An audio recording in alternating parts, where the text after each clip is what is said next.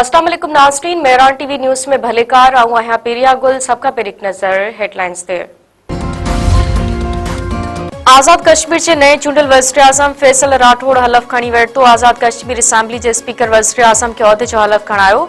तकरीब में peoples party chairman Bilawal Bhutto Zardari, मरकजी अगवान Faryal Talpur, assembly member civil ऐं अस्करी अमलदार शरीक।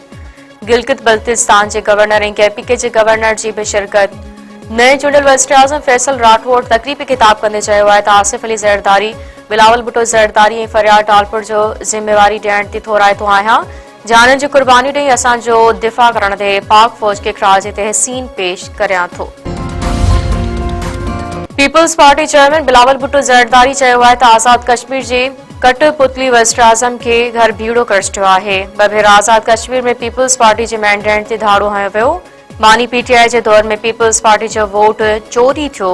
मुज़फ्फराबाद में तकरीब में खिताब कंदे बिलावल भुट्टो ज़रदारी वधीक चयो आहे त आज़ाद कश्मीर सां असांजो 3 नस्लनि खां तालुक आहे। शहीद बेनज़ीर भुट्टो कश्मीर जे आज़ादी जी तहरीक जी नुमाइंदगी कंदी हुई। बेनज़ीर भुट्टो खे शहीद करे समझियो वियो त पीपल्स पार्टी ख़त्म थी वई, पर अॼु आज़ाद कश्मीर में पीपल्स पार्टी जी हुकूमत आहे। KPK में सिक्योरिटी फोर्सेस जो कार्रवाई 15 दहशतगर्द मारिजी विया। कलाची ऐं दत्ता खेल वारे इलाइक़नि में खारजियुनि जी मौजूदगी जे इतला ते ऑपरेशन। कलाची में मारिजी वियल दहशतगर्दनि में सदन कमांडर आलिम महसूद बि शामिल। वज़ीर आज़म शहबाज शरीफ पारां कामयाब कार्रवाई ते सिक्योरिटी फोर्सेस के ख़राज तहसीन पेश। शहबाज शरीफ चयो आहे त सिक्योरिटी फोर्सेस वॾियूं कामयाबियूं हासिल करे रही आहे। दहशतगर्दनि जे मुकमल ख़ात्मे ताईं ऑपरेशन जारी रहंदो। सलामती काउंसिल अमरीकी सदर डोनाल्ड ट्रंप की गज़ा मनसूबे की हिमायत में करारदाद मंजूर करे वरिती। गज़ा लाइ बैनुल अक़वामी इस्तेहकाम फोर्स के क़याम ऐं गज़ा में आरजी हुकूमत जा नुक़्ता भी शामिल।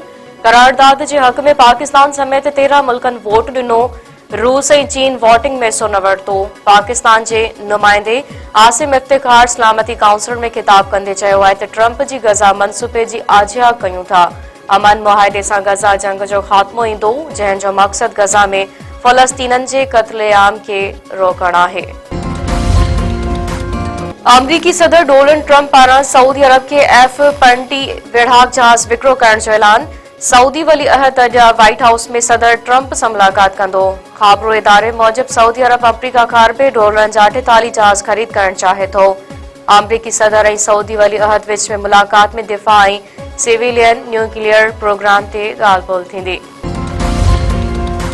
करमपुर विच भया बिरादरी जे धुरे में मच्छी मारण तां झेड़ो, हिकु ॼणो क़तल। ॻोठ गाही खान भयो जे धुरियनि में झेड़ो थी पियो।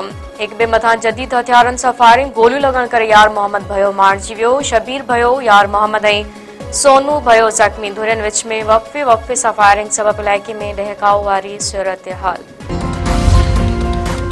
सेवर वेझो ज़मीन जी तकरार तां धुरियनि में झेड़ो, हिकु ॼणो क़तल, 3 ज़ख़्मी। ॻोठ अली मुराद पंजूथा ऐं जतोई बिरादरियुनि में हलंदड़ तकरार भड़की उथियो। फायरिंग में शहाबुद्दीन उर्फ छुट्टो जतोई मारिजी वियो।